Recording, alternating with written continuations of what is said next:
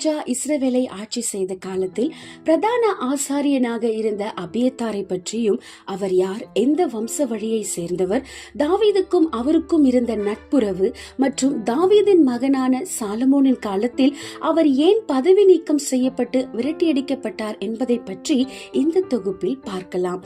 யார் இந்த அபியத்தார்? இவர் ஒரு பிரதான ஆசாரியனின் மகன். சாமுவேல் காலத்தில் ஆசாரியனாய் இருந்த ஏலியின் வம்ச வழியை சேர்ந்தவர். அபியத்தார் என்பதற்கு மிகுதியின் தந்தை என்று அர்த்தம். இவர் தந்தையின் பெயர் அகிமெலேக்கு. இவர்கள் அனைவரும் குடும்பமாக சவுல் ராஜாவாக இருந்த காலத்தில் நோப் என்னும் பட்டணத்தில் வாழ்ந்து வந்தனர்.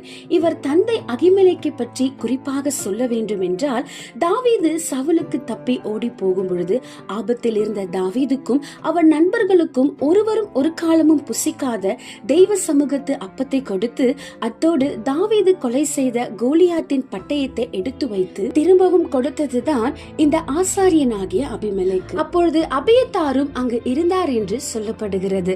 அதிலிருந்தே தாவீதுக்கும் அபியத்தாருக்கும் நல்ல நட்புறவு இருந்தது. தாவீதுக்கு அகிமெலேக்கின் குடும்பம் உதவி செய்ததை கேள்விப்பட்ட சவுல் ராஜா நோப்பில் இருக்கிற எல்லா ஆசாரியர்களையும் கொலை செய்ய கட்டளையிட்டான்.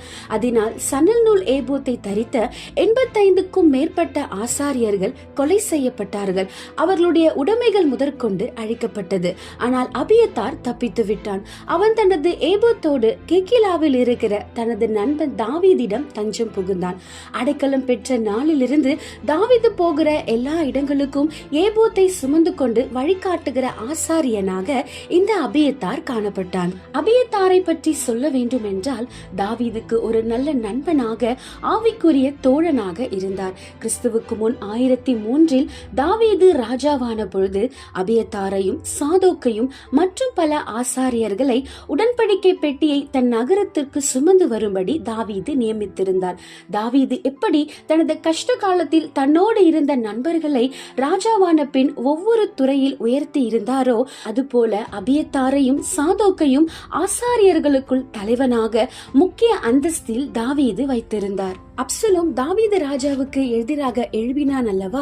அப்பொழுது தாவீது தன் ராஜ்யத்தை விட்டு ஓடி போகும் பொழுது அபியத்தாரும் சாதோக்கும் உடன்படிக்கை பெட்டியை எடுத்துக்கொண்டு பதவியையும் தூக்கி எறிந்து விட்டு ராஜாவுக்கு பின் சென்றனர். தாவீது இவர்களின் உண்மையை கண்டு வியந்து அவர்களை திரும்பவும் எருசலேமுக்கே அனுப்பினார். இவர்கள் இருவரும் தாவீது மறுபடியும் பதவி ஏற்கும்படிக்கு பேருதவியாக இருந்தார்கள். இப்படி தாவீது போகிற இடங்களிலெல்லாம் ஆவிக்குரிய ஆலோசனை தந்த நல்ல நண்பனாக இவர்கள் இருவரும் இருந்தனர். ஆனால் ஆசாரியன் அபியத்தாரின் பாதை தாவீதின் பிள்ளைகள் பட்டத்திற்கு வரும் பொழுது மாறியது என்றுதான் சொல்ல வேண்டும். தாவீது தன் இளைய மகன் சாலமோனை ராஜாவாக்குவதில் அபியத்தாருக்கு முரண்பாடு ஏற்பட்டது. தாவீது எடுக்கும் எல்லா முடிவுக்கும் ஒத்துப்போகும் அபியத்தார் சாலமோனை ராஜாவாக்குவதில் உடன்படவில்லை என்றுதான் சொல்ல வேண்டும். அதனால் அப்சலோமின் சகோதரனாகிய அதோனியாவுடன் சேர்ந்து கொண்டு அவனை ராஜாவாக்க வேண்டும் என்று அபியத்தாரும் அவன் மகன் யோனத்தானும் விரும்பினர். ஆனால் சாலமோன் இஸ்ரவேலுக்கு ராஜாவாக உறுதி செய்யப்பட்டார். இஸ்ரவேலுக்கு அவர் ராஜாவான பின் அதோனியாவையும் கொலை செய்தார். ஆனால் அபியத்தாரை கொலை செய்ய சாலமோன் விரும்பவில்லை. தன் தந்தை தாவீதின் நண்பனாய் இருந்ததும், உடன்படிக்கை பெட்டியை சுமக்கிற ஆசாரியனாய் இருந்ததும், தன் தகப்பன் தாவீது அனுபவித்த உபத்திரவத்தில் அவர் கூடவே இருந்ததும் தான் இதற்கு காரணம். அதனால் அபியத்தார் பிரதான ஆசாரியன் பதவியில் இருந்து நீக்கப்பட்டார். அத்தோடு ஆனதோத்துக்கு விரட்டியடிக்கவும் பட்டார். இங்கு ஒரு தீர்க்க தரிசனம் நிறைவேறியதை நம்மால் பார்க்க முடியும். அபியத்தார் தன் பதவியில் இருந்து நீக்கப்பட்டது சாதாரண நிகழ்வு அல்ல. அது கர்த்தர் சாமுவேலிடம் ஏலியின் குடும்பத்தாரை பற்றி கூறிய தீர்க்க தரிசனமாகும். ஏலி தன் பிள்ளைகளை அடக்காமற் போனதினால் கர்த்தர் அவர்கள் குடும்பத்தின் மேல் நீங்காத நியாய தீர்ப்பை செய்வேன் என்றார்.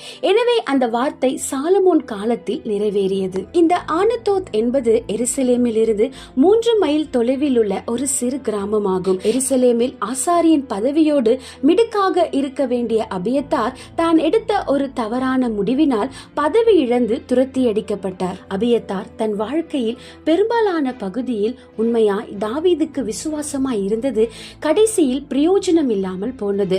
அபியத்தாரை போல நாம் இருக்கக்கூடாது. தெய்வ வழியில் சரியாக நடந்து கொண்டிருக்கிற நாம் சில நேரங்களில் நாம் எடுக்கும் சிறு தீர்மானத்தில் கூட எச்சரிக்கையாக இருக்க வேண்டும் என்பதற்கு அபியத்தார் ஒரு நல்ல எடுத்துக்காட்டு.